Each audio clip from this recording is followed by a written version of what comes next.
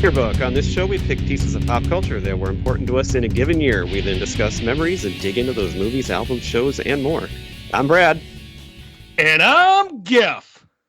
It's nice you left a little space there just to give that reverence to Pete. So we're without Pete tonight. Pete had a family emergency come up just before the recording of this. So it's our first ever episode without him. Yeah. Which is, I did miss one. I missed one about a year ago. Well, you were murdered. So, I mean, that's a good reason to miss an episode. So we're going to do without Pete, but Pete's even been from the beginning, even before Gifford started. So this is kind of a big deal, and we'll do our best to keep his memory alive. But it works out well. He's still with us, folks. The emergency is not dire. He's still of all the shows for him to miss. This is a good one because we're doing a draft. We have guests. We're going to be able to cover everything we're going to do anyway, and so we just have to do it without him. So we have guests tonight, and they have a wonderful podcast called Totally 80s and 90s Recall, and they are Dave and Rob, and I've been listening to their show now for it's probably been almost a year, I'm guessing, because you've been on for over a year, I think, right? But I know that you guys really, when you first started, I think somehow we connected on Twitter, and you're very supportive of us, and we try to return that, and I've been listening to you ever since. And our podcast, I feel like we have a lot in common, and it's exciting to have you here. So I don't know who wants to share first, but you guys tell everybody about your show and how you got together. Well, in true fashion of our show for me, Dave, I always go first because Rob always mentions that. So we started it Totally 80s and 90s Recall. We started about a year and a half ago. It's kind of a funny story. I just texted him one day and I'm like, I listened to other people's podcasts and I'm like, I could do that. And my arrogance being way too high, I said, I could do that. We could just sit around and talk like that. So I messaged him, and when I said, hey, I want to do this 80s, 90s thing, he just messaged back, goes, oh, you'd be good at that. And I was like, no, I want you to be on it too. And then it just kind of blossomed from that. Does that sound about right, Rob? Yeah. No, it's interesting because Dave had been away for a while. He'd been in the military, so he'd been traveling around, and he'd moved back home, and so we hadn't really hung out for a while. And I, in my last teaching job, I had actually done a podcast at school with the kids, and so I had all the stuff to get us started. And so it kind of worked out really good. He texted me and said, hey, I want to do it. And once I caught on that he wanted me to join him, then I said, well, yeah, let's do it. And I had some practice doing it at school, and I knew how to get it up online, and so it worked out. It's a good partnership. Yeah, I started listening to a couple during pandemic because I got tired of watching shows. I'd watched a lot of shows, so I found something else to do, and I found some podcasts. Listened to a movie one, listened to a music one, and I'm like, I'd like to express how I like music and movies too. And so, but true story, when we were in college, I mentioned to him one night, we were hanging out at my apartment, and I mentioned to him, I go, we should go to the radio station and ask him if we can have like a 2-hour block on the radio. And I go, but our show won't be like every other show. Like every night we'll do a top 5 worst songs from Celine Dion, or a top 5 of this, and he just laughed. And that's back in like 99 or something. And then fast forward 20 years later, and we've kind of pushed that into what the show is now. So it's kind of funny it came around. So when you started, did you really, because you picked the 80s and 90s, obviously, but I know you guys really seem to like music the most. Did you always want to do music, movies, whatever, or were you kind of focusing on music first, or is that just your major loves? So we love music. I think that's kind of the cornerstone for me. It was one of my cornerstones when I grew up. I listened to a lot of stuff. A lot of music was always on. I always had music on all the time, and I think Rob's pretty similar from what I've known him 30 plus years. But it's funny because we started out with music. The idea was to do all things. So we've got a time capsule episode. We've got some other episodes. But at the beginning, anytime we did a musical episode, it would spike higher than our other subjects. So I kind of made the creative decision to do a little more music at first because it seemed like that caught on quicker to folks. And my hope was, by the time they're with us and they're listening to music, then when we do those other types of episodes, they're like, well, we like them anyway, so we're just going to stay here, and now we'll listen to all the topics. You know what I mean? So that was kind of my philosophy at first. Yeah, we had the same experience with the musical episodes being often the more popular ones. I'm not sure quite why or how that was, but it's interesting to compare them. We've discussed that before. I think music, I mean, people love movies. People love like remembering toys and like your guys' latest episode, cartoons. That all brings back memories to people. But I think there's something about music. People always had something that like, a sad time, a happy time. This is when I graduated. This is when I met my wife. This is when all these things. And I think music just triggers those things sometimes because music gets people through things. And it's just that. So I think that's why to me, that's why I think it spikes, because I think it gets a different reaction for people sometimes. Or universal. Yeah. I know we've talked about that, where people can name where they were when they heard a song, or what song was playing on the radio when they're cruising around in high school, and who was sitting next to them and which car they were in. And, music just does that. I don't know what the connection is, but it's cool. And so when you do a music episode, usually you're covering a lot of ground because you're doing like Billboard hits and everything. The one that really like opened our eyes, I think, for me anyway, we did an early episode on Chris Isaak. I don't know if you guys are fans of Chris Isaak, but he's like, I'm a huge fan. I have been for 30 years. And I'm like, I didn't know if I should really pick that as a topic because, he's not like major popular. A lot of people know him. But that episode like took off, and I think it's our third highest still one overall. I'm like, well, that's just great. You can pick this guy that's not really random, but important to me, and people listen to that. And so that was where I realized that, we can branch out from just doing the major popular stuff too. Oh yeah. Yeah. I think that what you just said is really important in this hobby, or whatever we want to call this, right? Is you do the material that you want to do. Right. And then it's been really cool to watch the episodes that we don't quite understand the formula, but there's certain episodes that just take off and people absolutely love it. And the soundtrack one we just did not too long ago, that one's proven to be one of our more popular ones. And I think it's just the weaving of the music and the movies, and people just really loved it. And yeah, that was a good. Sure. I don't know if these were popular ones or not, but the ones that I remember that I really first listened to that drew me into your show was the Caged In series a long time ago. So I don't know if you want to talk about that at all, that was the first one that we. I feel like that is where we let loose a little bit. Like, up to that point, we played it pretty close, and we played it pretty safe, and we followed the rules. And then we pulled Kurt into the studio, and then that is when I think we started getting comments that it sounded like the three of us at home, just sitting around talking about just BSing and being stupid, and I think that's when we kind of started to relax and just push record and go. And Caged In was, just to toot my own horn, that was all my creation. I will tell you, and my wife will tell you, when I started the podcast, I almost started it because I wanted to talk about those three movies, and everything else was built around it, because I love those three movies. That's like a year and a half where those three came out in a window, and you're like, these are they just don't make anything like that anymore, and I miss it. They're nonsense. They're silly. They have kind of tropes in them that are dumb at times, but I love every minute of it, and I'll watch them over and over, and I'll never not enjoy it. So yeah, when we did the Caged In, that was the first time we did 3 movies in a row, 3 weeks in a row, and that's the first time we didn't mix music in. So I was a little nervous when we were putting those out, because we're only 6 months in, and I'm like, these are not going to go as fast as maybe some of the other ones we'd had with music, but they actually went really good, and we started getting comments. In fact, our friend James over at Bad Movies Rule, he found us listening to the Face Off episode,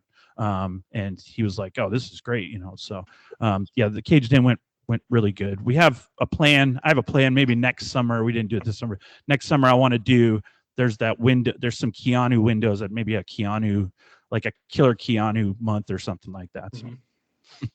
And now you know that was the series that hooked me as well. And just to clarify, it's The Rock, Con Air, and Face Off, the Nicolas Cage movies. Yes, that is and correct. I love Con Air and Face Off, and I really wanted to listen to those two. And I loved The Rock in high school, but I did what we hope people do with our show is I went back and watched it again after I listened to your episode, because I hadn't seen that one in a long time, and I don't love that one as much.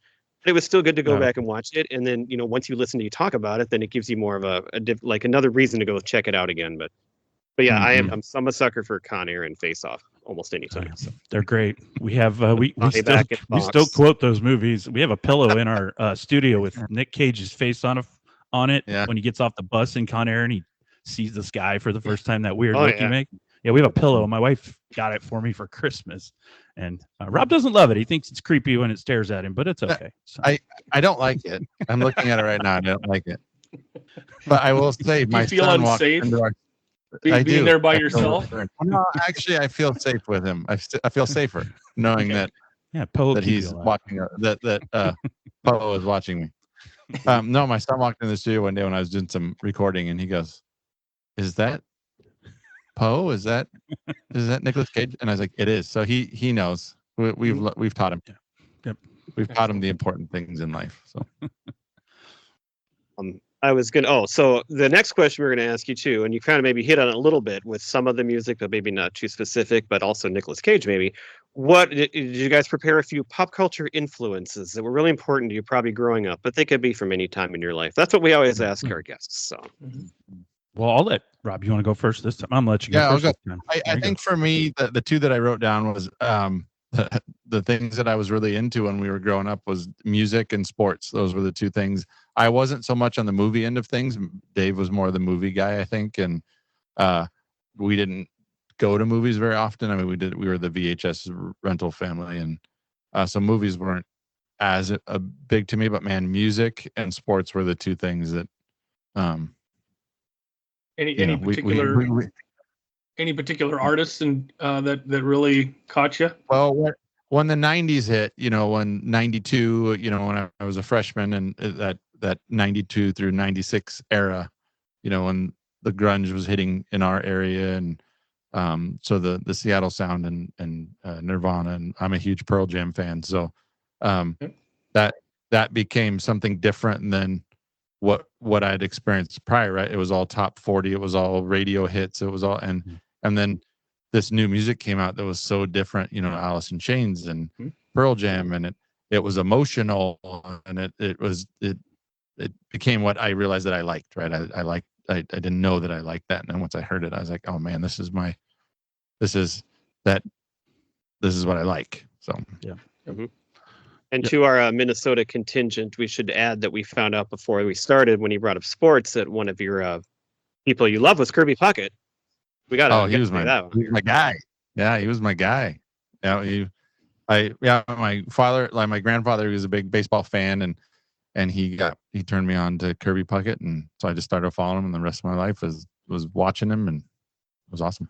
There was a time he had no less than 50 or 60 individual baseball cards of Kirby Puckett. I mean, anything you could think of. He had every rookie card. We'd go into the baseball card shop, just buy and they'd have a new one in the case, and it'd be like $1.60. And so he'd scrounge that up and he'd buy up every card of Kirby they would have up there. So one of my favorite teams, not from Minnesota, was the Portland Trailblazers, and Clyde Drexler was like, I loved him way more than Michael Jordan. So we kind of have a crisscross there. Nice. That's right. I was always a Jerome Kersey fan. Yeah, I love that team. That guy was built like a brick shithouse. I mean, good Lord, just massive shoulders. Well, my favorite was Buck Williams. That dude was a beast, and he was like the toughest guy on that team, and he wasn't as big as Kersey, but nobody messed with Buck Williams. So my favorite, my wife bought it for me a couple of years ago. I always wanted to find, there was a Nike poster that was around for a long time, and it was when the Blazers were hot, and it's a black and white picture of the starting five of the Portland Trail Blazers, and they're running at the camera, and it's Buck Williams and Kersey and Drexler and Porter, and it just the caption just says "uh-oh," and I've always wanted that poster, and I couldn't find it, but she found a print. It was they use it to make the poster. Like a not a negative, but and so she found it online and ordered it for me. But I always wanted that poster growing up. Sweet, an awesome poster. As far as pop culture for me, I echo Rob. Like when I got to the '90s, I would say some of my musical, I wouldn't say it changed. I just added. but I was more of a TV movie guy too. I love music. I listen to everything. Well, when I say listen to everything, I listen to everything on the radio because Rob echoes a lot of what I've said it on the podcast. I was a top 40 kid because that's all I had access to. So I didn't really branch out too much. And being that I'm young, it was either what I listened to on the radio or what I could get at the record store at the mall. But I was really into cheesy sitcoms. Like I can almost recite every episode of Charles in Charge for no apparent reason. And sickening. Fresh Prince of Bel-Air. I would watch Alf. But for a long time, I just liked those shows, and I liked the cheesier ones more than like I watched Growing Pains and I watched those, but they were just too, I don't know, I guess they were too normal. So I liked the weirder kind of ones. And then I loved the movies. I'd rent 3 movies in a weekend, and then I just sit at home and watch them. I wasn't a social monster, so I spent a lot of time at home, and I'd watch movies with Rob, or we'd listen to music and stuff. So that's kind of how. But then when the '90s came, I still loved movies, and particularly once I moved away from home. I always liked going to a movie. Music was a big deal, and then I'll always give Rob credit. He was always. You'll listen to our episodes. He branches out a lot more on music than I do. I stick to the obvious stuff a lot of times, but he's got a bigger catalog in his brand of music than I do. I've never been a cool band guy, like the guy in the corner that's like, oh, you shouldn't listen to those guys. Listen to this group from Pensacola. They only have 4 albums and they've never done anything.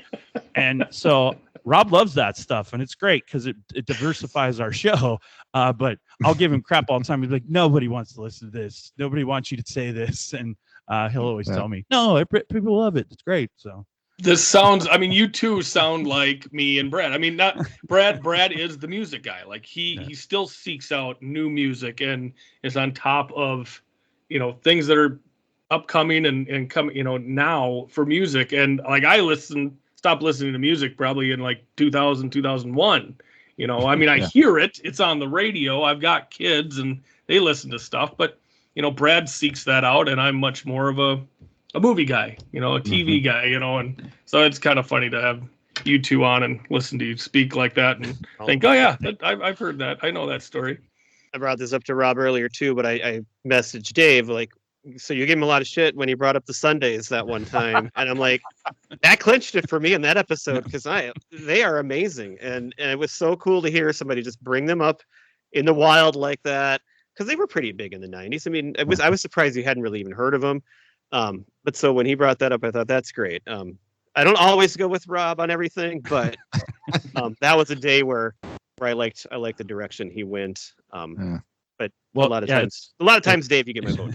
Yeah, it's funny because I give him crap now, knowing, and it's funny that like our videos, he did that Lucas off the lid, and I'd never heard of that. That's just, I didn't know that either. People had heard of it, and then all of a sudden I just start getting messages. Oh, nobody talks about that. That's a great song, and I'm just like, all right. So he hits 5 people out in the world, and then all of a sudden they get all excited about it. So because I remember, but they're the loudest ones. Yeah, sometimes I'll tell him, I go, the point of this is we want people to listen. When you pick these 6 tracks on their 3rd album that nobody bought, they might not want to listen to that. It's a fine line. It is. Yeah, it's a fine line. Speaking of cheesy sitcoms, you had a good episode. I think it was you, Dave. You picked Saved by the Bell, right? That one time. I did. Yeah. Oh, yeah. I was with you on that one. Huge Saved by the Bell fan.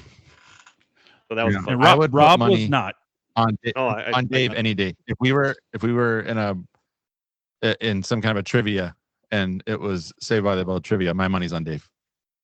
All day long. He can tell you episode. He can tell you, oh, that's the one about.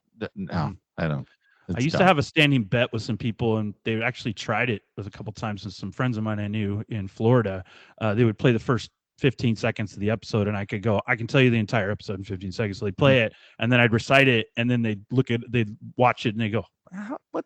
Why do you know that? It's like, I pushed out normal information to apparently keep that. Sound like in we my have brain. a similar memory between you and me.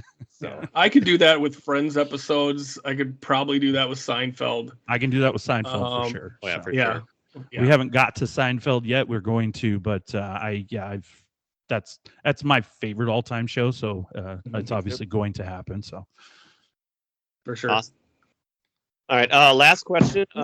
Charles in Charge. Are you a big Nicole Eggert fan? I was. Well, it's interesting. Yeah, Well, that's what I obviously, meant, not yeah, now. obviously not. Well, yeah, I was then. I'm sure she's still fine now. But I actually liked the older sister, Josie Davis, I believe was the actress. Sarah, I think she played, right? So, because she was the middle sister, because you had Nicole Eggert, then you had the taller blonde, and then you had the little brother. I forget his name off the top of my head, but actually, and then she grew up later in the '90s. She did some movies, and all of a sudden, you were like, "Oh, that's her." Yeah, she turned out pretty well. So, Okay. Anything else you want to add? Any other memories or bands or anything else? oh no, I think, yeah, I think we hit most of that when we talk about it on the show. Yeah. We talk a lot. Yeah. I mean, obviously, Rob's will- a big Pearl Jam fan. He just went to 3 straight concerts, like in Yeah, a I did. 2-month span, between Canada and Portland. So he loves those guys, and we're gonna go see the Foo Fighters together Nice. in August. So we'll be seeing Me that. too. Yep. So, Yeah, Gifford won't, but me and Pete, who's not here, we'll be going together to that one. nice. Yep, and we're gonna do we're gonna do a post episode on Foo Fighters after Oh, we awesome. do that. So That'll be great. It'll be my. Have you seen them before? It'll be my 8th time seeing them. oh my goodness, no, I've never seen them live. So We're huge fans. They're amazing. We have a 2-part episode on them from back when Taylor Hawkins died. So okay. but a lot of it there. All right, well, we're going to talk movies tonight, and so we tried to craft this kind of around your expertise, and I wondered if I should invite you on to do a music or movies, but because you do a lot of music episodes, I thought we'd try to do movies, and you could have turned us down. But what we did is we picked movies, and what we did is I went through and listed out the number 1 box office movie of every year from 1980 to 1999. So 80s and 90s recall. It's something that you might talk about. Some of them maybe you have talked about. Yeah. Can't remember if you have on any of these. No. And so I as don't we think go so. through our draft of these movies, and there'll be a little wrinkle at the end. You got to stick around for the end because that'll be fun. As we go through our draft, you'll hear what all these movies were that were the top 20 movies of those times. Top grossing movie from that Top year. grossing of each year, correct. Yes. But before we get into them, I did want to just ask, so have you seen all of these movies? And do you have any specific memories of like going to the movie theater or even like a drive-in movie theater maybe or something, anything that would stand out on any of them that you, might be your first pick or something too that you might be ready to pick?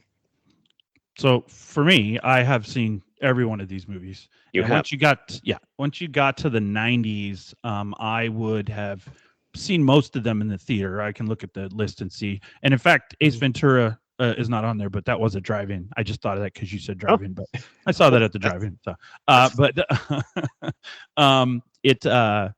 I've seen them all. A lot of the 80s ones were rentals because obviously being born in 76, the early 80s, I'm 5-6 years old, so I didn't see. But I will say E.T. was the first movie my parents took me to watch in a movie theater.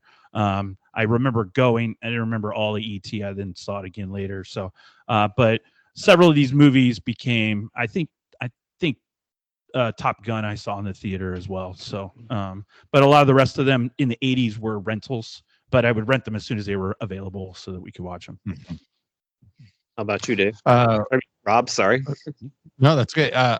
We joke often on the show, and this is true, but a lot of these shows I saw at the babysitter. So I was a latchkey kid, and so my parents both worked, and the babysitter was on the way home from school, and during the summer in my early elementary years, I'd stay at the babysitter, and she had a very loose movie privileges, I guess. I was going to say, I was so, wondering what you were going to come up with there after Yeah. Loose. And so things that we were allowed to watch at the babysitter was I remember Top Gun was one we watched it because she thought Tom Cruise was a hunk. That was one of her lines. Yeah. Well, as an example of what his babysitter allowed, when he was like, I don't know, 8 or 9, they watched Cobra over there. So Sweet. those were the kind of movies that she was like, yeah, I think you saw Aliens over there too or something. It was I had to have seen like the edited one because now that I watched it, I'm like, wow, I don't remember all of that. Shocking. Yeah. So Anyway, Your boyhood brain maybe blocked it out because Yeah, I it was was gonna so say, how? traumatic. I don't. Yeah. Are you a big moviegoer? Did you see a lot of the '90s ones in the movie theater, or did you continue to? Yeah, there's a few on here. I very rarely have gone to a theater to see movies more than once, and I think Jurassic Park is the only movie on here that I can recall going to the theater multiple times to seeing it. But Okay. the rest of the stuff we'd see it once, or it was a rental. But yeah, we didn't go back multiple. Yeah, times. he was actually, he's difficult to get to the movies. I would go pick him up and go, all you got to do is come to me. I'll buy your ticket. Let's go, because I didn't want to go by myself. And a lot of times I would have already seen it and be like, dude, you got to come watch this movie. It's really good. And he'd be like, okay, like, what are you doing? He's like, nothing. I'm like, okay. So I just don't know that he ever. And we have our long-standing joke. We went into a theater one time. It was like empty.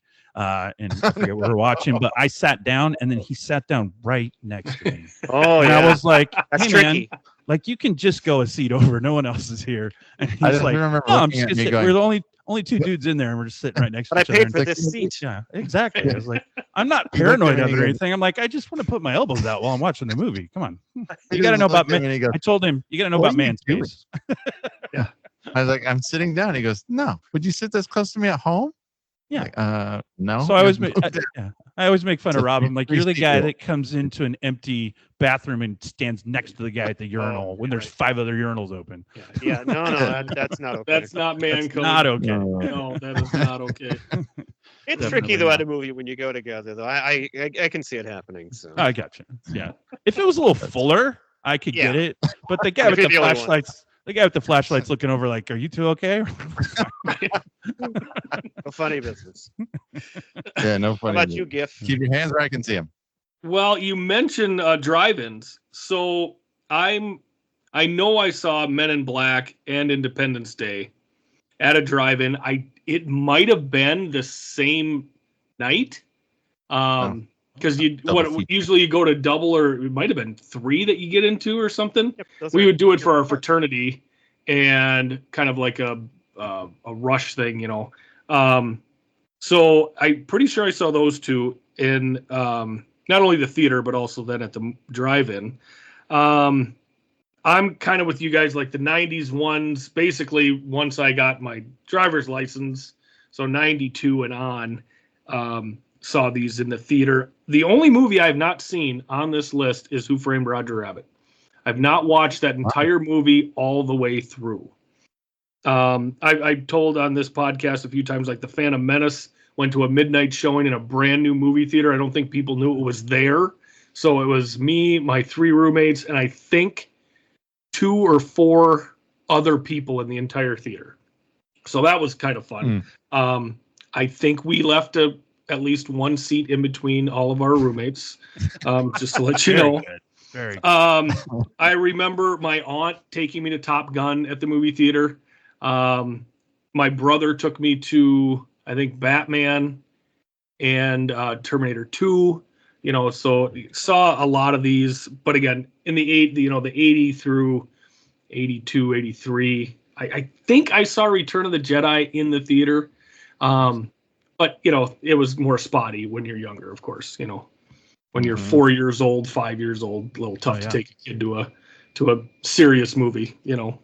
So going at that age to the movie On Golden Pond. Oh, I was like really? 4 or 5 years old, and my parents, they wanted to see it, I'm sure. And they just Couldn't brought find a me in sitter. there, and I sat and watched or slept. I don't remember, but That's one of those movies when I was a kid, I'm like, why would anyone watch this? It would come on cable or something. I couldn't change it fast enough.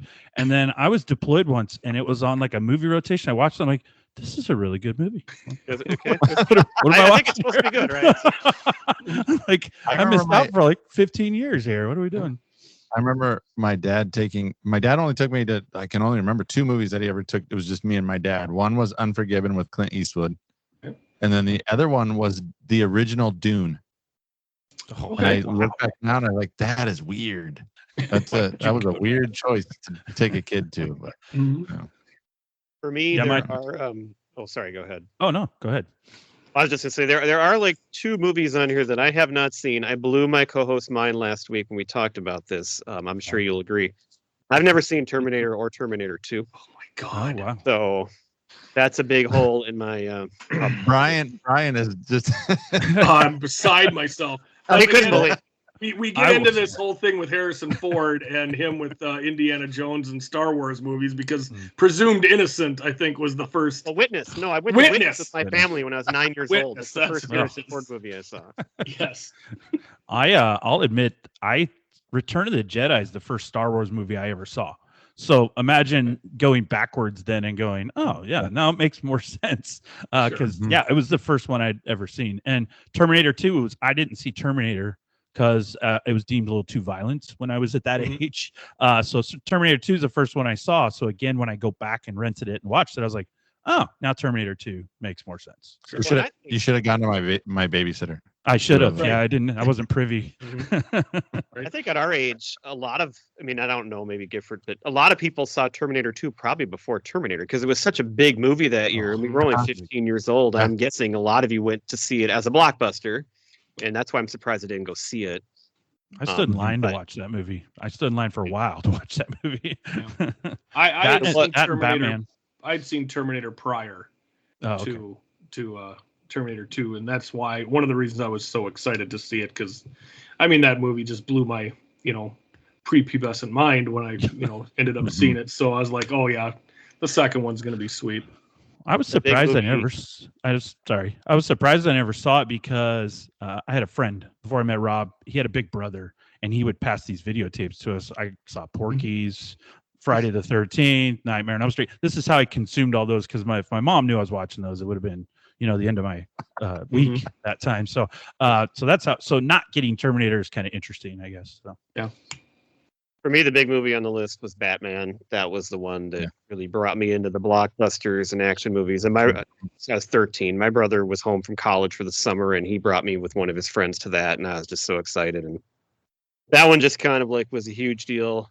And that was your pick when we did 89, correct? When we did 1989, I picked Batman because of that. Yep. So we have an episode on that. You picked Batman, I picked Roadhouse. It's, potato. I would agree. Almost all the 90s ones I did see in the movie theater, especially once we got our driver's license. We would go to movies almost every weekend or weeknights even too. So, that's what we did. Yeah, movies are good. Movies were always a good thing because you could take multiple friends and you don't have to invent social stuff to do. It's all in front of you. Grab something to drink, and then you can laugh afterwards or whatever. That's right up my alley. Movies for me was a great alibi, because if you were going to go to the 9:30 movie in Marshall, you wouldn't get home until at least midnight. So I would, a lot of times, Mom, I hope you're not listening, would say I was going to the movie at 9:30, and then I would go to whatever else I wanted to. Because I don't know if people remember this, but once you left your house, you didn't have a cell phone back in 1992, 93, 94. And once you left, you were pretty much just people weren't able to get in touch with you. So that was the thing. If I said I was going to Brad's, she could call over to Brad's if she had to, but she's not going to call the movie theater, to track me down. Gifford, I think there's a statute of limitations on a line. Is there? About those things. You don't know. I think you're in the clear here. Yeah. Okay. I'm going to tell you now, Brian, your mom knew. Yeah, she's a smart lady. Yeah. I bet if you were to ask her now, she's going to say, "Oh, Brian, I knew what you were doing." One of my favorite dad stories.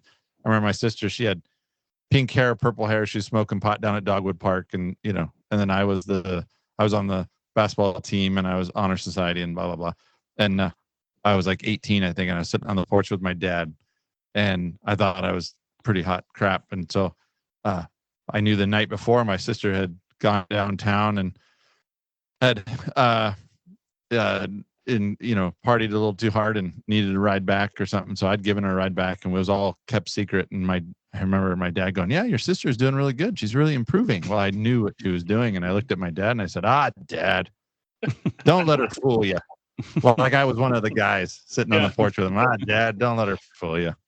And he was smoking a cigarette, and I remember he just stopped smoking and he pointed the cigarette at me and he goes, "Don't worry, I know what you do." And that's all he said.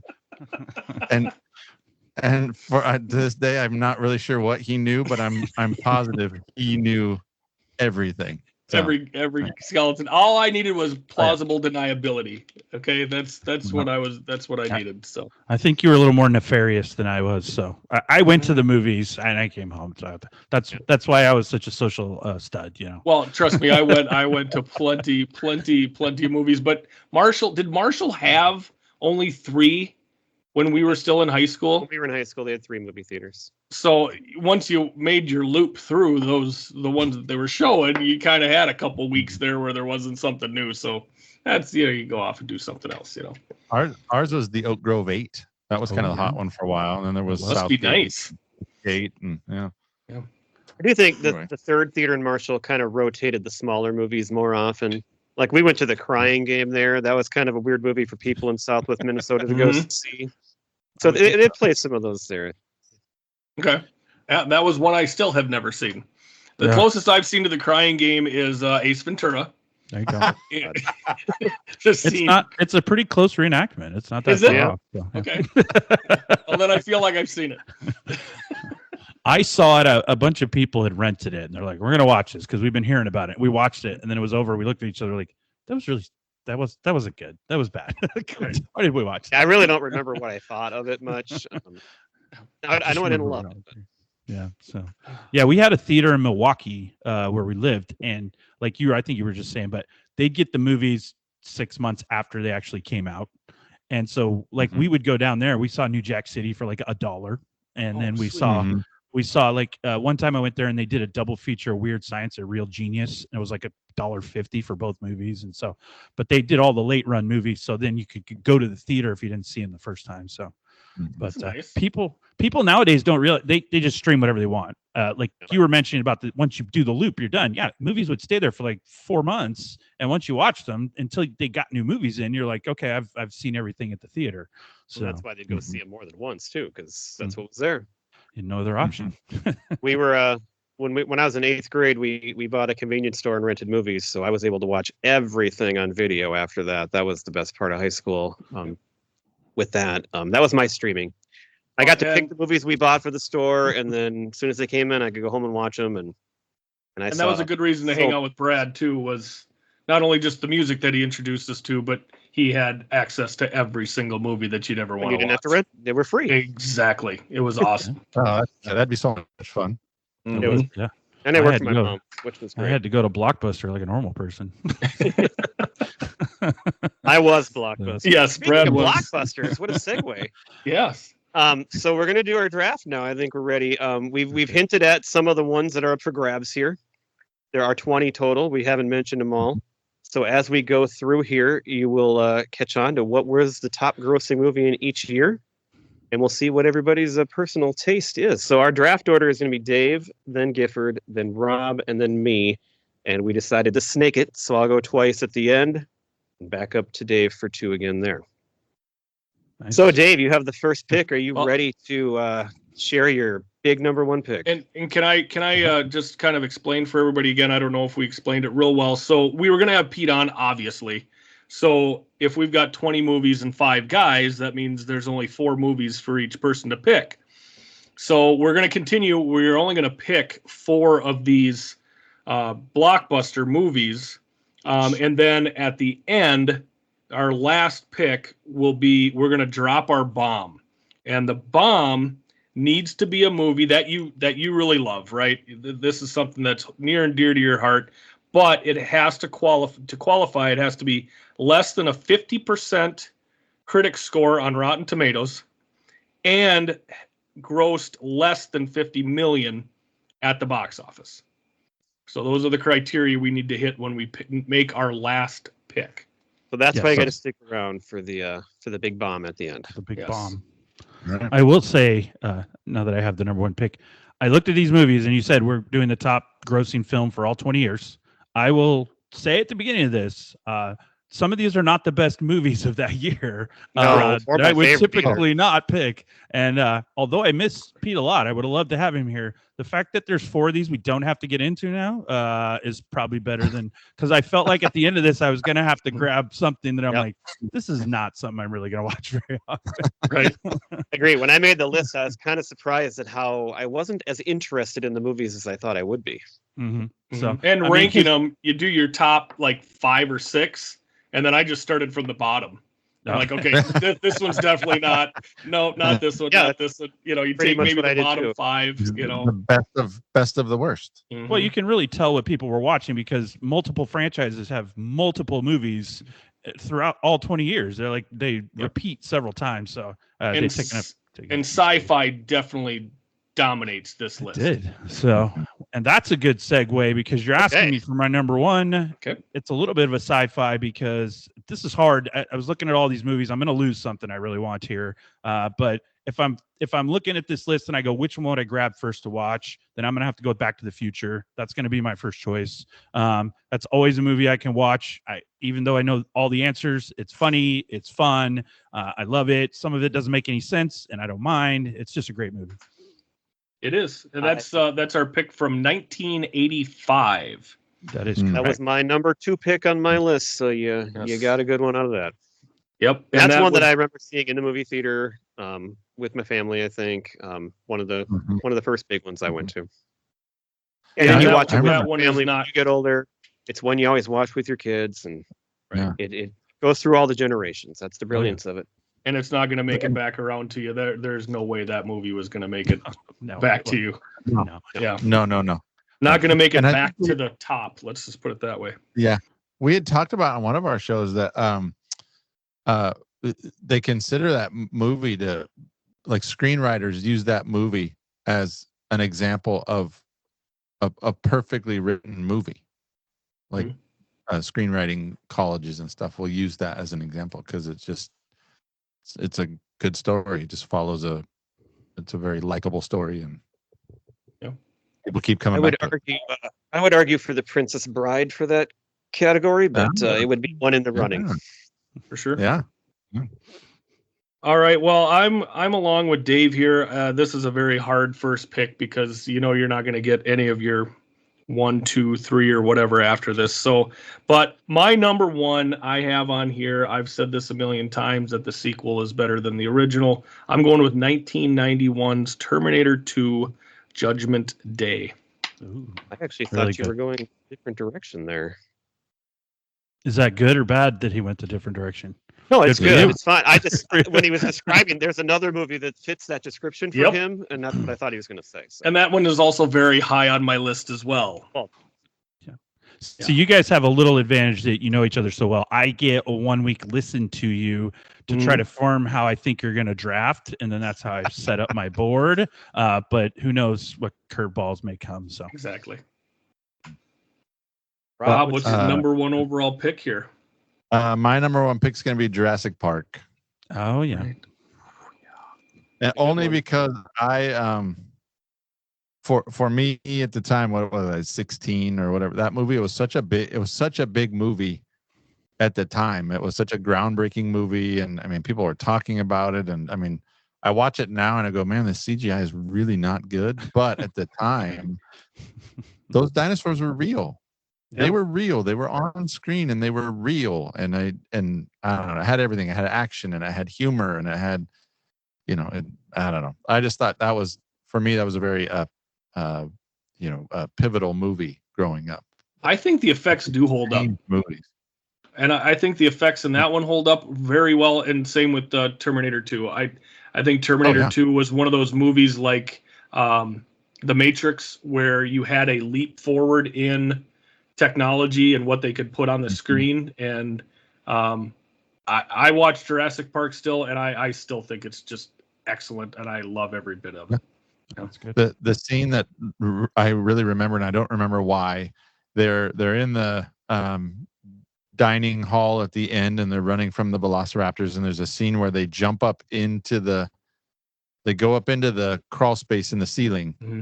And the little girl, she's pulling her foot up at the last minute, and that thing jumps up and tries to grab her. And I remember physically having a physical response to that, and that was one of the first times I had a physical response to a movie. I just thought, man, they did it. That they did exactly what they set out to do. So.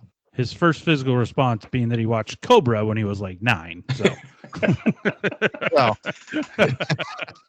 the meat hook to the back at the end there is no big pretty. deal. Yeah. We'll give you a response as No well. big deal. Yeah. But that's great. Like, Yep. All right. Well, all great choices so far. If you were listening 5 minutes ago, I think you know what I'm going to pick first, and that is Batman. Yep. So Batman was one of those movies that I had a response to. I just thought it was the coolest thing ever. It's kind of like Die Hard. So I didn't watch a lot of action movies in the 80s. A lot of my friends were watching action movies. When Die Hard came around, it was like, this is the greatest thing I've ever seen.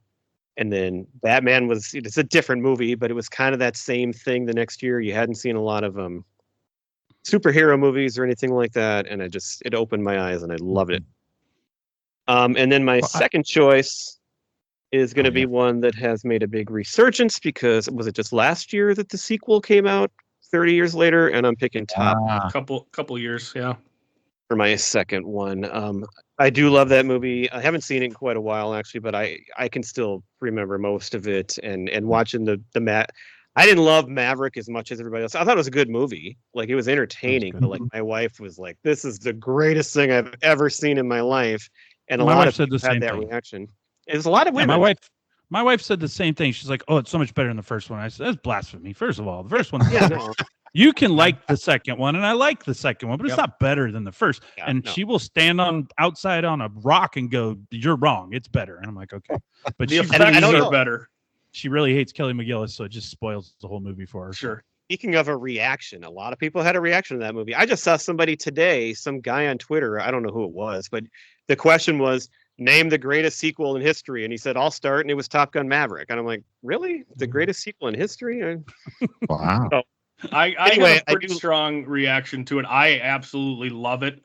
Yeah, I love the way they kick it off, and it's the exact same, music, and the placard that comes up is the exact same, except it says women, I think, instead of top men. It's top men and women or something. It drips just perfectly with nostalgia for me.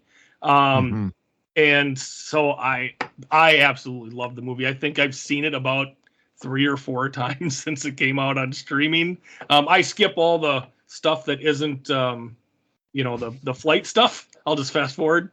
But man, I think it's great. I wouldn't put it ahead of the first one, and Top Gun was my number 2 overall on my list. Mine too. Yeah, it's a great movie. It's phenomenal, and I will play with the boys as many times as I can. Oh yeah, I was gonna. Top Gun was my choice. I knew it. I was gonna say somebody took that off the board, and that was gonna be Dave's next choice. I knew it. Well, that's where I was between Back to the Future and Top Gun, and I'm like, whichever one I pick, I'm not getting the other one. So I'm just trying to figure out which. So that's the choice I made. Yep, and it was a good one. Happy with either one. So work it out. So I guess it's back. All right, Rob, we're back to you. Yeah. Oh gosh, I'm gonna go Return of the Jedi. I like I like the series. I always have. I think Return of the Jedi is the better of the. But most people I thought liked Empire Strikes Back more, but you prefer Return of the Jedi, huh? I do. I do. And if you like it so much, you should listen to our episode on it from just like a month ago. I was just going to say, we just did it a couple weeks ago, and I really liked it a lot because I'm not as familiar with the Star Wars movies as everybody else. I've seen them, but I really enjoyed watching that again. And so I would have picked that eventually here too. Yep. Well, and I remember being, young. I had to have been 6, 7 years old. It came out in 83. So I would have been, 6 or something. I had a follow along book, and it had a cassette that went with it. I think I still have it. And R2D2 would beep when it was time to turn the page. And so I remember having that, and that, Return of the Jedi and the whole Star Wars series being a big part of growing up, and it was everywhere.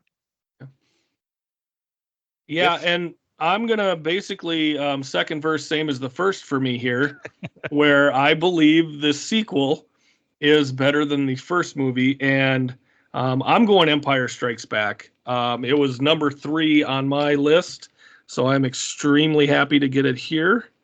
It was the only one left. You guys had picked basically down the line of my list. So I was a little worried I was going to have to go a little further down. So, yeah, very happy to get Empire here. Yeah. This is great. This set up perfectly. I didn't think You're this getting would everything get you want. Well, at least one more that I want. I didn't think this one would ever get I'm back to gonna me, get- but my second one's going to be. Oh, he always wants to do this. It's Ghostbusters. That's what it's going to be. Ghostbusters, yeah. So I'm going to have Ghostbusters. It was my third choice. So for the fact that it came back around, I'm pretty excited. Again, the rewatchability, I still love it. Everything's great about it. So, Can I say my 1 through 8 are now gone? On the 8th pick, my 1 through 8 are gone. Wow. Yeah. I would agree with you. I'm in the same. Everything left has a double digit. And actually, my second pick now becomes difficult because I don't love everything that's left. Right. Really, all the great stuff got taken to the top. So I'm just going to go with the one that I enjoyed the most and I laughed at a little more. Didn't like as much as the first, but I'll go Beverly Hills Cop 2. So. And that's my number 9. It is basically just going chalk for me here. This is excellent. Well, it makes my pick a lot easier as long as I actually feel confident in how I put my list together. I will take the number 10 movie off of my list. I'm going with Men in Black. Again, saw it in the theater and then saw it again in a drive-in. Just love Tommy Lee Jones. Of course, this is, pre-slap Will Smith. So, he was pretty cool back then as well. So I'm going to go that route. I had that one ranked 7th. That's a great movie. Now I haven't rewatched it much. Maybe it doesn't have the rewatchability of some of the others, but I mean, I know going to that movie, that was a great time. Mm-hmm. Yeah. It's still good. It's still funny, I think. Yep. It's again, it's just a movie you get to just turn your brain off for. I tell Rob this all the time. I like movies, just turn my brain off for an hour and go, I don't have to think about this. Just have fun. It's improbable. It doesn't make sense, but it's great. So, yeah.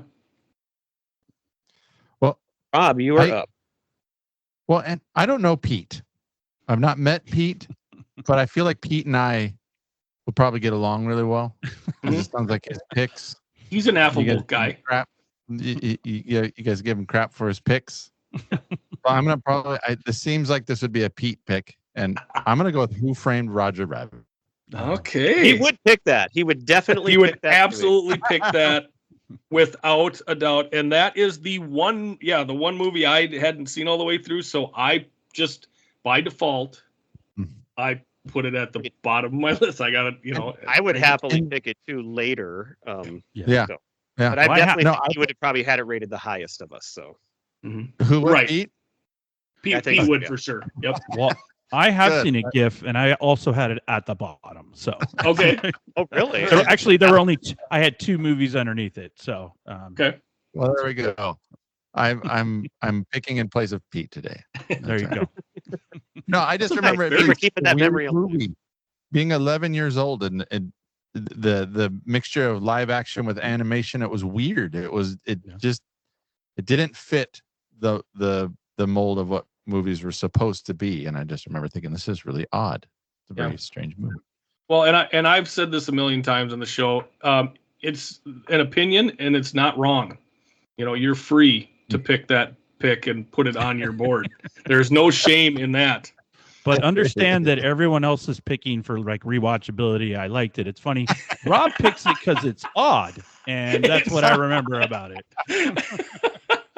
Well, and I like you on the podcast for the same reason I like having Pete on the podcast. He takes something that I don't want anyway, so it works out. Yeah, often that is. All right, I got 2 here. Yeah, these are your last 2 for the main picks, right? Because this is 3 and 4. Oh, true. Yeah. Thank you. Yep. I'm not sure I'm going to get shit for this. People keep talking about all the good ones are gone. I mean, I'm going to pick Titanic. Oh man. Yeah. Come on. So that's my number 20 pick. Really? Holy cow. Oh. I don't know. That's one. 3 hours 15, whatever. I saw that one in the movie theater at least twice. Once, we went with a girl the second time, I think. But I don't know. It's so good, and the end of it is so like just once you get through the beginning, it's so and it's amazing to watch on the screen. Epic, yeah. The effects are amazing, and yeah, I have it ranked pretty. Brad, there's only one below it that hasn't been picked yet on my list. I got it at number 12 on mine. I think it's. I had it ranked all the way up at number 4. I don't know how I rated them, but whatever. I'm in the minority. I'm in the minority then on this one because I can't go. Where did you have it, Rob? No. Was it high on yours? I had it in my kind of like if there was something left pick, I would if I needed something I'd take it. But I would have probably picked it for the same reason that I picked a lot of my other ones. Is at the time it was visually a stunning movie. The Titanic was real on the screen. Anyway. So yeah, and it's not one that like I go. That was one my wife will tell you she went back multiple times to see that movie. No. Like I probably with your wife, Steven. Probably. Yeah, probably. All right, for my other pick, then, so I'm torn here because my highest rated one is a sequel to one I already picked, and I don't know if I should vary my list a little bit more. You do whatever you want, Brad. No, I'm gonna. My favorite one on here is Batman Returns. I actually think that was an excellent sequel. Mm-hmm. It may not be as good as the first. It's a little bit different. It's a little dark. But Michelle Pfeiffer as Catwoman. I mean, that alone is meow out enough. Yeah. I just watched that a couple years ago again, and I think it holds up. I am a big fan of Batman Returns. It holds up. It's good. Yep. I thought it got a little. What I liked about the first one, it was kind of fun and fancy. And the second one, he got a little more Tim Burton-y, where it got a little more graphic, and I got a little more. When they bites that nose off, I was like, "What is going on here? This is insane." It's a little darker, I agree. And then the whole Penguin character is just kind of kind of gross all around. I think so. It's by far the darkest of those. It kind of balances out the Michelle Pfeiffer part of it, which is too bad because. Well, I kind of wish they had done, which they started doing it, where they have these multiple characters. I kind of wish Catwoman had just been the antagonist, and let's build that around her. I just don't think you needed Danny DeVito. I didn't think he brought too much to it. Yeah, they had to always start throwing in extra villains every time. Yeah. So, although great casting. I mean, how do you know? DeVito. Mm-hmm. Rob with his fourth pick. I'm going to go with Independence Day. That was going to be my pick probably if I didn't take it. Also, for the same reason, it was a July. I think it was like a July. It was a July 4th. movie. It was a summer blockbuster. It was July 4th. Go figure. Yep. A summer movie. It's got all the blow 'em up bang. It's got aliens. It's got spaceships. It's got sci-fi. It's got Will Smith, who was hot at the time, and so yeah. Well, that's what Will Smith did. He had his summer movie. I mean, then you throw in. I mean, it was a horrible, horrible movie, but it was a big summer release with Wild Wild West. Oh, you put Men in Black, you put Independence Day in there. Those are back to back 96, 97, and I'm sure Wild Boys West was right in there. Bad Boys in 95 was big too. It may not have gone as far as those, but it was still a big movie. Oh, huge. Yeah. Mm-hmm. All right. Well, with that pick, my 1 through 13 are all gone. So you guys have really, I feel pretty good about my ranking because you guys have picked pretty much everything except for Who Framed Roger Rabbit when Pete made a brief appearance on the show tonight. There you go. So I'm going to go with my 14th pick. And as a little kid, I mean, this was mind blowing when it came out, and that was E.T. So yeah, E.T. is still there. I mean, that's pretty amazing. Why'd you say that? You don't like it? No, I like E.T. No, that was going to be my last pick because after that, the list that's left is less than desirable, I would say. Oh, so. This will be fun to hear then. I think you pick Ghost next. Well, I thought you were going with Ghost. You always talk about the pottery scene. Patrick Swayze pottery scene. I know we Rob's known for tossing pots. Is that what you're saying? Yeah, I think so. We keep talking about recreating. Yeah, we were going to do it, so it's like a photo on our YouTube channel. But he's definitely in front. That's all I'm going to tell you. Well, you said he built this nice studio that you guys record out of every week, and he's got that in the back of the shed there. Yeah. So is the other side the pottery studio? It is. Like, we could totally do it. Lots of space. nice little kiln in there, and Yeah. Mhm. it'd That'd be awesome. perfect. Firing our pottery. Yes. He's gonna call me one of these days. His pottery room's ready. I'll be like, okay.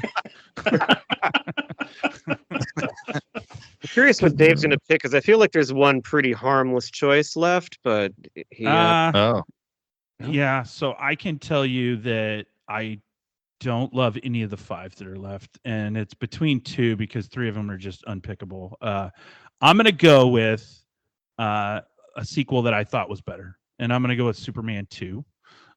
Because I just remember the triangle people, and they come to Earth, and they have his powers, and then he loses his powers, he gets his powers back. And this is another case again. I think I saw Superman 2 before I actually saw the first Superman, so I kind of vividly remember it. But the other 4 in the 90s that were left, it's just they're not real pickable for me. So What's Superman the 2 Superman? Which Superman is it where the lady falls into the computer and she gets all wrapped up and turns into like a cyborg? Oh. Do you remember that? No, I don't know that one. Well, That the was third one Nightmare. had Richard one- Pryor, and the Yeah. 4th one was about the nukes. I didn't even see the No, 4th I one. don't know. 3rd one was the last one I watched. Okay, it might be I It's- can't remember. I can't remember which I one. remember but being a kid. It was nightmare inducing. Her falling in, and then the computer wraps her up in all these wires and turns into it's awful. Anyway, This is the other movie that I have not seen, so I have Oh, nothing okay. to offer to that. So Well, and I Like- would have watched it. I would have watched Superman 2 on, ABC movie of the week or whatever, and I just remember thinking it was awesome. yeah, I and definitely- loved it. And Yeah, I caught it on TV, and I'm like, oh, they're just as strong as Superman. That's cool. So well, and so we picked 16 of the 20. My 1 through 15 are gone, and number 20. So the Well, 4 the that were 4 that left. picked. Yep. The one I thought or Dave might take that I thought was harmless is The Lion King. I mean, I thought everybody No. loves The Lion King, or at least I likes thought The about Lion it. King. I really did. I really thought about it. had And I that been thought, I don't wanna Aladdin, take- had that been Aladdin or Yes. Beauty and the Beast, I would have taken it. But I I- liked The Lion Aladdin King for less than those sure. other ones. 100% agree with you. Those 2 are amazing movies, and I'd love to pick them. The Lion King, I like it. It's fine, but I don't. Yeah, I never loved it, and I don't plus get the by the hype. when that came out, I turned 18, so I was a little less like into the Hakuna Matata and all that. And I think I went and saw it with a couple people that wanted to see it, and it didn't catch me as much as like Aladdin. But Aladdin had Robin Williams. Lion King Aladdin doesn't was have Robin amazing. Williams. That's amazing. Batman Forever. So the other Batman, I didn't take all 3. That one was pretty bad. Yeah. Very disappointing with Jim Carrey in it, seemingly another perfect casting, and then Tommy Lee Jones too. But new director, new direction, and just not good. No. Way too Looks like we comic all agree booky. on it. Yeah. Like it was much more bright colored, and kind of a springboard for the awful Batman and Robin that came out. Oh, God. Oh my boys just watched that the other day because they said they'd always heard how bad it was, so they wanted to see how bad it was. And my oldest watched the whole movie. It was bad. My youngest left the room. So Yeah, it's pretty rough. Was that the one where the bat suit had nipples? oh yes. Yep. That was the George first thing Clooney I had the noticed. nipples. Yeah, they're like, why is that happening? I said, it was a choice. And they brought Isn't in Chris O'Donnell. They brought in Robin in that one, and Batgirl. And Alicia Batgirl. Silverstone. I mean, Oh, too many yeah. people. Yep. Just The only Well, and saving we- grace, is Arnold.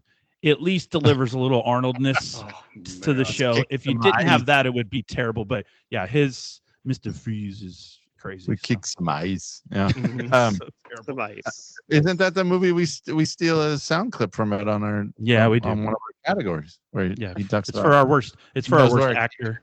Our worst Nice. actor category. Yeah. Two Oh, more here. yep. Nobody wanted to pick the romantic movie Ghost, No. sci-fi No. romance. Mhm. A I've sci-fi seen it romance. once. I I don't can really tell you- remember. Yeah, I can tell you how offended I still am. They gave Whoopi Goldberg an Academy Award for that movie. So I just Yeah. wanted- And then saving the best for last here. I had Phantom Menace as my number 20, even lower than Superman 2, because I have seen it and I thought it was so stupid. But again, I come from a different Star Wars perspective. I don't know if you guys obviously you had it ranked low, so Yeah, I I had it did. at number 16. I had it Um, 15. Yep. There's parts that are enjoyable, And if they'd have done more Darth Maul stuff, I've always Right. said they killed him off in the first one was really dumb. Like he could have been bigger and maybe Darth Vader. Keep that guy. Everybody loved that guy. You saw him on the poster. You're like, what is that? Mhm. And then they just get rid of him in the dumbest way possible. So Yeah, that would have been fun to have him on there more. Say, can I just make a request for your podcast when you have your little montage of the worst actors on there? How do you not have Maggie from Caddyshack, Danny Noonan's girlfriend? With which quote are you looking for? That's all I need. Like, That's all I need. Made for not being pregnant. Accent is so. I kind of might have gone with I never swum before. I've never swum before. Oh, Yes. so Oh, I mean, yeah, she's definitely up there. I can't go on forever, but we've got Seagal, we've got something from Over the Top, we've got Batman and Robin. I felt like we went pretty horrible you got across her the board. nailed down. Yeah. Yeah. So blood now date. we're gonna the do four our- movies that didn't make the cut were not bombs. They were Oh, huge no. hits, but Mhm. they were bombs to us. No. And they didn't make the cut. We are going to replace those with a bomb of our own that bombed, but we thought was great, at least in our personal opinion. Nice. So Gifford Mhm. already explained it to us, but just to repeat, and you actually asked, and then Gifford did too. I think 2 people asked, could it be 50% even on Rotten Tomatoes? So there must have been a movie that was Yes. drawn smiles. It has to be under, Had to be done. and it has to be under 50 million in the gross. So we'll go with our same order. So Dave, you get to Okay. pick first. This What did was you find?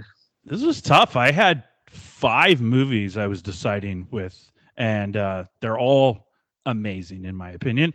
But my number one choice, with a whopping 31% on Rotten Tomatoes, 1995's Empire Records is my choice. Oh. So $304,000. 304,000. I love that movie. I watch it every year on April 8th for Rex Manning Day. My kids watch it with me. My wife begrudgingly watches it with me, but I can quote the whole thing. I love Warren. It's a great movie. It is a great movie. I had it on my list. I came up with 15 because Oh, wow. I just started getting into it, and I like all these at different levels. The number one, So you Mike- have all these movies to choose from. Are you Yes. going to steal the one from me that you know I want, or did you miss it somehow? I may have missed it. Uh-oh. I'm trying to decide between 2. You but- missed it. I think I'm gonna go with 1988's The Great Outdoors. 40% on Rotten Tomatoes and 43.4 million at the box office. Gifford, That's a I think great you one. missed an obvious one. Thank you very much. I've Unless got some Rob takes obvious it. ones on here. So So my pick is, I think I'm just gonna keep with the Pete theme. It's going to be terrible. I know Dave's gonna hate it. So it's Oh. 1980s. It's 1997's The Postman. that Starring is Kevin a Pete Costner. pick. That is No a one Pete watches. pick. No one watches that So movie. I have never seen it. You really like that movie?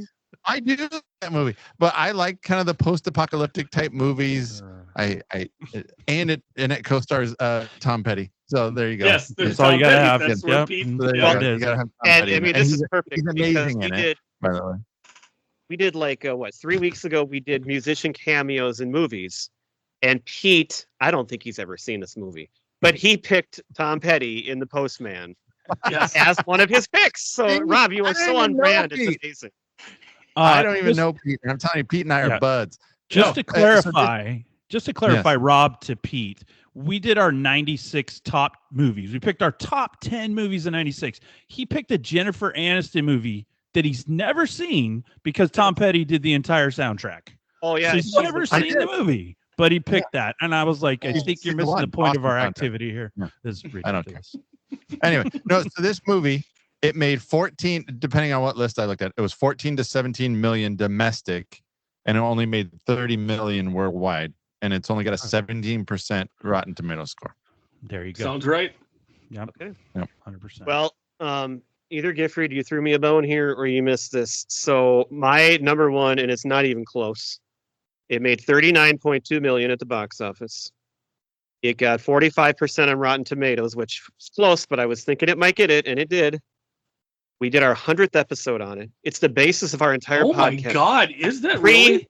Amigos. Oh, that's a huge miss on my part. And I couldn't be happier. I can't believe you have 15 movies and you didn't catch that. I didn't even think that it would be listed, so I didn't even bother looking it up. I forgot that it was so lowly rated. Critically loved. Yeah, that's right. Oh, that's a big miss. That's a great pick. Good movie. Yeah. Yeah. It's one of my top 5 probably favorite movies of all time. So yes, well, mine too. My wife. when I ended up with the last pick here, I movie. was quite sure I wouldn't get it, but it helps if Pete's not here because I wonder if he. Oh, well, he would have taken the Postman. yeah, he would take. You know, he would have opened the bed ahead of Rob. We were talking about golf before the show started, and I think if we were going golf scoring, I win because I had the lowest box office and I had the lowest rotten score percentage. That is the way to go for it. Well, no, Dave had the lowest box office. He was at 304,000. Oh, that's right. He was less than a half. No, That movie, Empire Records, became a DVD like college underground hit after it became rentable. Kind of like Office Space and stuff like that. But see, and that's the thing. A lot of those I thought of that were like Clerks or Office Space, but their critical score is just way high. So you found one though that fit it. So we always want to share what else we found, and this was a fun list to make. What else did you find? You guys can go first. I had 5. So my other 4 that I was jockeying with. I had Half Baked, Dave Chappelle movie, which I enjoy greatly. Son-in-Law that I watch every year at Thanksgiving. That one really good. Yeah. Major Pain. I love Major Pain. I'll laugh forever watching that. And it did really bad at the theater. And then the last one was a movie I watched a ton when I was first in the Air Force, The Program. One of the best 90s football movies around. So those were all met the criteria, and I would have picked them. My first choice when I thought of this list was going to be Grosse Pointe Blank, but I had the same problem you had where the critical score was actually too high. So. Yep. I looked that one up too to see if where that was at. Yep. Rob, well, I had Gifford, you're going last because you have. No, I know. I just let me know. I had 3. I will say I contributed to the box office for 2 of the movies you said there, though, The Program and Son-in-Law. Oh, nice. Yep. I love those. How about you, Rob? I had 3 that I really kept coming back to. I had 1983. Oh, yes, you do. You're just smiling. I had 1983's Kroll. Oh, my gosh. Sci-fi movie. So good. He's got the little flying thing and he gets stuck and he's trying to, anyway. Yeah. And then 1998's Soldier with Kurt Russell. Kurt Russell, yeah. Well, and to be fair to Rob here, he did say at the beginning he was more of a music guy. Yeah. And not a big movie guy. So really maybe whatever he happened to see in his formative years, he's like, that's a sweet movie, man. Well, I always enjoy hearing the ones you don't expect anyway, so that's great. I love hearing those. Yes. Yeah. Well, if you're going last. The reason you were smart with Rob too is you gave him a list to choose from, because if you hadn't given him those 20, the movies he would have drafted would have been Kroll and stuff like that. So yeah. My close number 2 here is a movie we did on this in the same month we did Three Amigos. The movie Fear with Mark Wahlberg made 20 million, and I contributed to that twice in the movie theater. I love that movie. And it's still at 46% by the critics. Forever. Forever. My next 3 are comedies. Johnny Dangerously only made 17 million and 44%, which I feel like that should be higher by the critics. That seems crazy. Mm-hmm. And then 2 more that we did on our show you could find. Billy Madison and Tommy Boy both fit the criteria. I thought Tommy Boy was like a pretty big hit. I was really surprised to see that. 32.7 million is all it made. I think that's one again where once it hit DVD and VC or rentable, it took off. Right. Yeah. My next one is I have 3 more. My number 8 is the worst one on my list. I just picked it because I wanted to have a few more choices. And as a kid, I watched this, and we've actually brought it up a couple times on our show. And that is The Toy with Richard Pryor. 47 million. The critics, 3%. Yeah, it's a tough rewatch. So wow, that's a low one. That's the lowest. I don't have one that low. That movie didn't age Another well. one we did on our show in our vacation series. We did Vegas Vacation, 15% and 36 million. And then finally, with the Vegas theme, Showgirls also made the list. Oh, yeah. 7.8 million and only 22%. Oh wow, that only made that much with all the buzz with Oh, that yeah. movie. It was a That's- bomb right It's from bad. it had Oh. buzz, but the buzz was negative from the opening. Oh right, but you'd think people were gonna go see, you know, It probably had a big Saved opening by the weekend, Bell and then it lady all, just Oh, yeah. you know, went naked. completely Yeah. in the tank. But what's funny is they do like midnight showings of that now, and people Oh, yeah. like go Now and dress up, and it's like Rocky Horror Picture Show or something. Right. Yeah. It went its own way after that.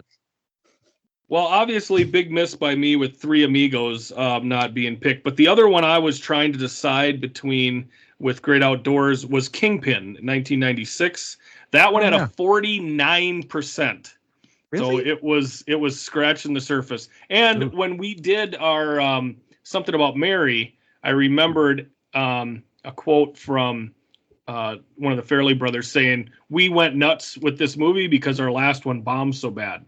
Well, the last one was Kingpin, so I was like, okay, well, I should look that one up. So, I remember Love that bombing. Kingpin. Like that was such a good movie. oh, it's awesome.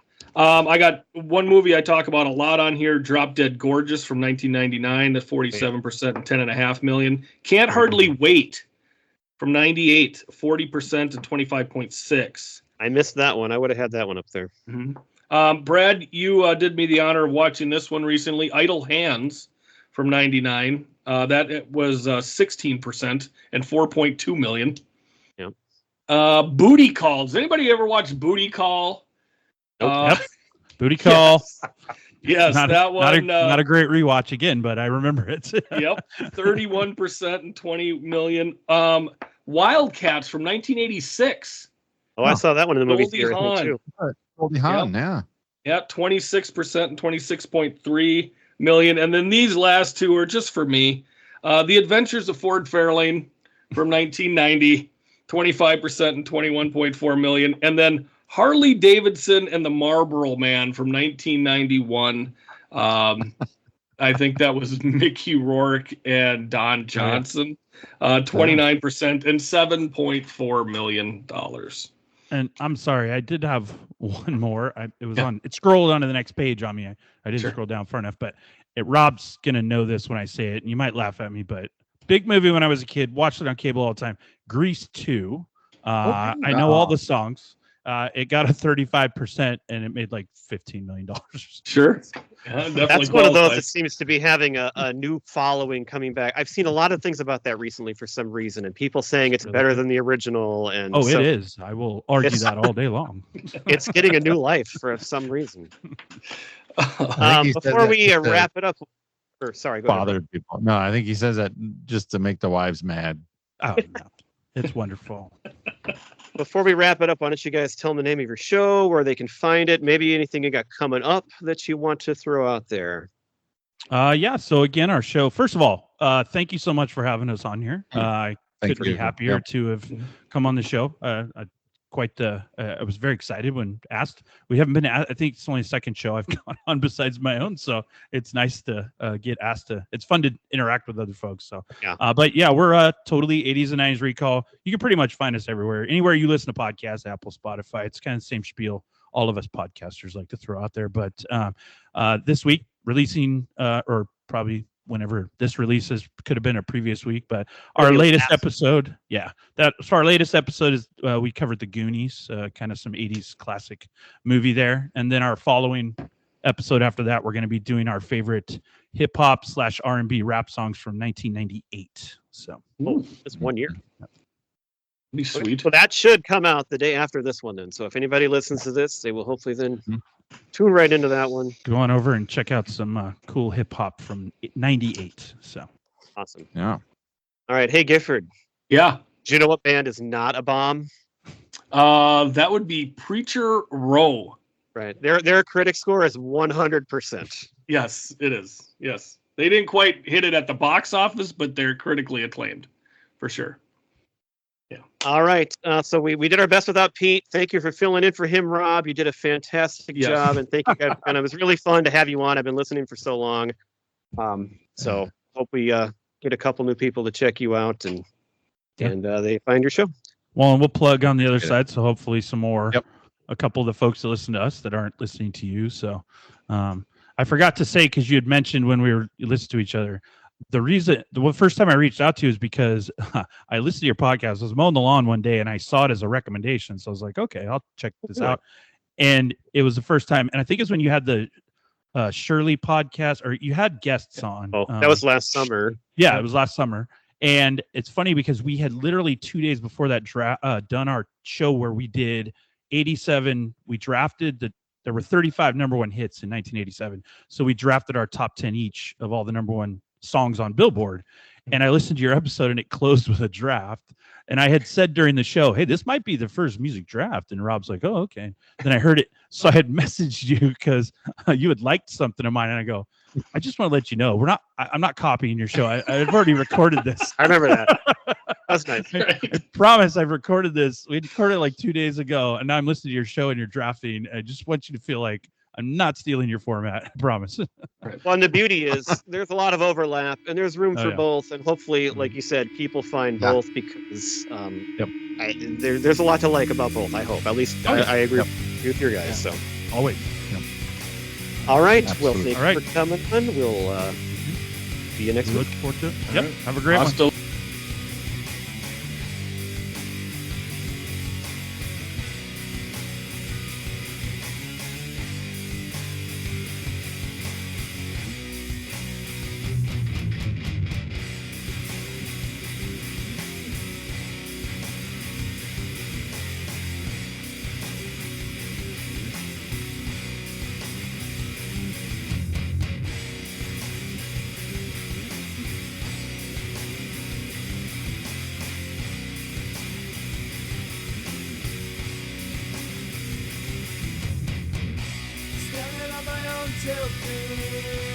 No one's gonna comfort me. Sorry for what I have done. Sorry that your son is gone. Something steps and it will be my last. Next time, tell me on my back. I turn and I look to you. I'm scared, but there's nothing I can do. Hang high if you want to.